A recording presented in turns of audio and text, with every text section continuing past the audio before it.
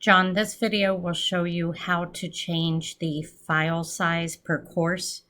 You log in to each course and then you come up to the cog in the top right. Click it and go to Edit Settings. And then when you land on this page, it shows you the course you're in, start date, end date.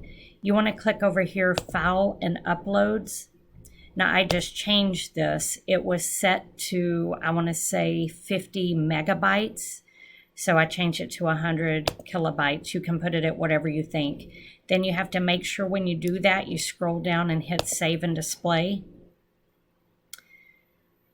And then once your screen refreshes, you can go back if you need to check it. But by changing the settings to the file size allowed to be uploaded, that should solve the problem.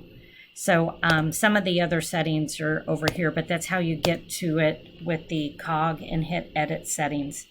Thanks. Let me know if you need anything.